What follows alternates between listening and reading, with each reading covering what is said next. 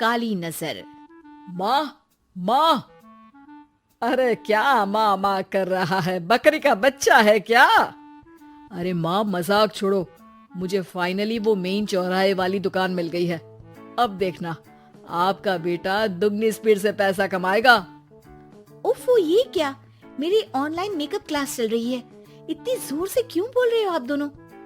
अरे मेरी धर्म पत्नी जी, मेकअप क्लास बाद में करना। वो चौराहे वाली दुकान मिल गई है हमको। अरे वाह!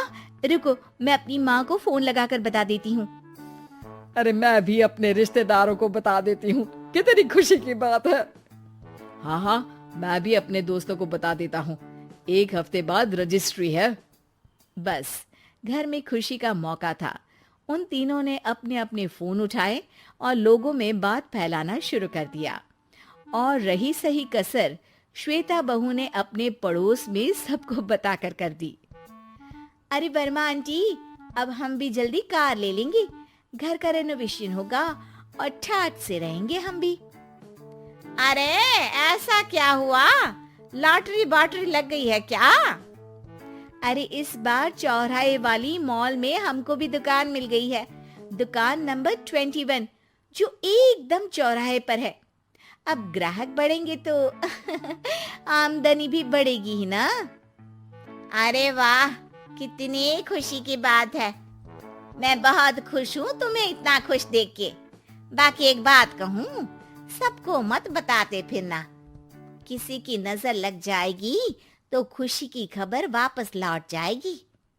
हैं? ऐसे थोड़ी ना होता है। अब डरा रही हो। अरे सही कह रही हूँ। काली नजर कहते हैं इस चीज को, जब आप किसी को कुछ बताओ और वो काम बिगड़ जाए। अरे लेकिन मैं तो। तुमने सबको बता दिया ना? हाँ, फोन लगा लगा के। अब बच के रहना। काली नजर बड़ी खतरनाक होती है। श्वेता इतनी खुश रहती है कि वो वर्मा आंटी की बात पर ध्यान ही नहीं देती, जबकि पड़ोस में और भी लोगों से खुशी की खबर शेयर करती रहती है। अगले दिन राजेश बहुत दुखी होकर घर आता है।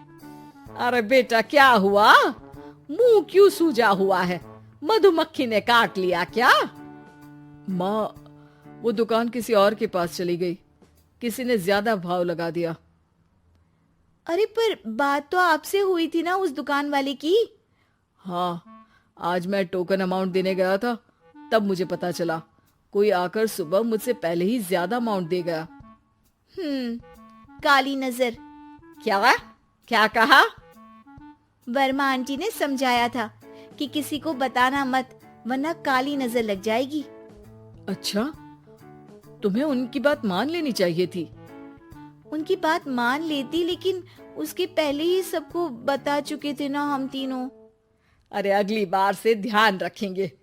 कोई भी नई चीज होगी तो किसी को नहीं बताएंगे। तीनों कुछ दिन ऐसे ही रहते हैं, पर एक दिन श्वेता को एक मेल आता है।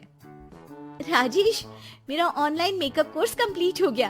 अब मैं खुद का पार्लर खोल सकती हूँ। अरे वाह, अपने मोहल्ले में ही खोलते हैं। ये जो घर के सामने दुकान है ना, वहीं। हाँ, यहाँ सस्ती भी मिल जाएगी। अगले दिन श्वेता वर्मा आंटी के पास जाती है, मिठाई का डब्बा लेकर।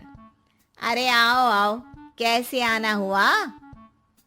जोर से नहीं बोलूंगी। वो सामने वाली दुकान है ना, वहाँ मैं अपनी पार्लर की दुकान खोलने वाली हूँ। उसकी मिठाई है। अरे वाह, बहुत बधाई हो तुमको। हाँ, मैं कमाने लगूंगी तो राजेश पर पूरे घर का बोझ नहीं रहेगा ना आंटी जी। ये तो है। पर ये बता कि तूने ये बात किसी और को तो नहीं बताई ना? अरे नहीं नहीं, पिछली बार गलती कर दी थी। काली नजर लगी किसी की और राजेश के हाथ से वो दुकान चली गई थी। सबको मत बताना। चलो मैं चलती हूँ, कल दुकान की बात करने भी तो जाना है। अगले दिन श्वेता दुकान के लिए मालिक से बात करने जाती है। अरे लेकिन दुकान तो हम कल रात को ही किसी को दे चुके हैं। कल ही? हाँ, कल ही। 2 दिन बाद कोई यहाँ पार्लर भी खोल लेगा। अब कहीं और दुकान देख लीजिए। अरे पर हमको भी तो पार्लर ही खोलना था। हाँ भाई, एक ही दुकान है, आधी आधी तो नहीं दे सकता ना मैं। राजेश और श्वेता घर पर हताश होकर आ जाते हैं। इस बार तो किसी को बताया भी नहीं था, अब किसकी काली नजर लग सकती है। सुनो, तुमने माँ को बताया था क्या? अरे कैसी बात कर रही हो, माँ की नजर थोड़ी ना लगेगी। पक्का तुमने किसी को नहीं बताया था ना? सिर्फ वर्मा आंटी को बताया था, उन्होंने ही मुझे किसी को नहीं बताने को कहा। अरे यार, तुम भी सही हो, मेरी माँ को नहीं बताने को कह रही हो, पर वर्मा आंटी को बताना तुम्हें जरूरी लगा। अरे वर्मा आंटी ने ही तो काली नजर के बारे में बताया था ना, वो हमेशा हमारा भला ही तो चाहती है। मेरी माँ भी हमारा भला ही चाहती है। अरे पर चिल्ला क्यों रहे हो, बात नहीं कर सकते क्या आराम से?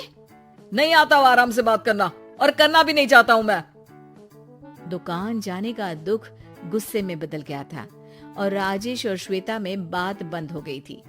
2 दिन बाद मोहल्ले में पार्लर का इनॉग्रेशन हुआ, जिसमें मोहल्ले के सभी लोगों को बुलाया गया, पर श्वेता, राजेश और माँ नहीं जाते। माँ, अंदर आ जाओ, क्या देख रही हो? अरे नया पार्लर देख रही हूँ अपने आंगन से। देखो, माँ को दूसरे का सुख देखने में कितना मजा आ रहा है, मेरा दुख नहीं दिख रहा इन्हें। यहाँ मेरा पार्लर भी तो हो सकता था। अरे चुप रहो यार, हर बात में लड़ाई क्यों ढूंढ रही हो? राजेश और श्वेता फिर बहस करने लगते थे। तभी माँ ने दोनों को बाहर बुलाया। अरे जरा देखो तो, दुकान चलाने वाले का बोर्ड पर नाम क्या लिखा है? श्रुति वर्मा। गाड़ी निकाल बेटा, हमें कहीं जाना है। काली नजर का इलाज कराने। राजेश अपनी बाइक निकालता है। तीनों ट्रिपलिंग कर रहे हैं। माँ राजेश को उस मॉल वाली दुकान पर लेकर जाती है जहाँ राजेश अपनी दुकान खोलने वाला था। यही दुकान लेना चाहता था ना तू?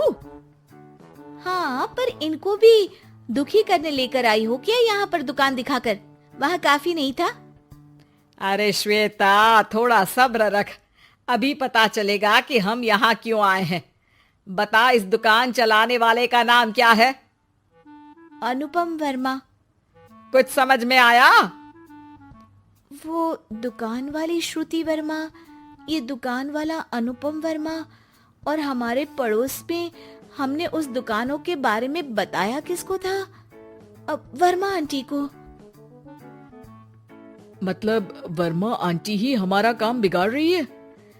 नहीं नहीं, ऐसा नहीं हो सकता, ये बस इत्तेफाक है। राजेश अपना फोन निकालता है और श्रुति वर्मा और अनुपम वर्मा के नाम फेसबुक पर सर्च करता है, जहां ये दोनों ही वर्मा आंटी के रिश्तेदार होते हैं।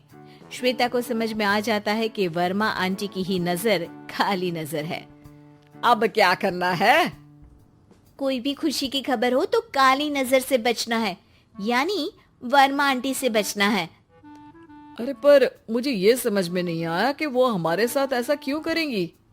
अरे बेटा, एक सीख है, दूर के आदमी को आपकी तरक्की से कम परेशानी होगी, पड़ोसी को ज्यादा। दोनों माँ की बात में हामी भरते हैं और अगला काम चुपचाप करने की कसम खाते हैं, ताकि आगे से वर्मा आंटी कोई काम ना बिगाड़ सके।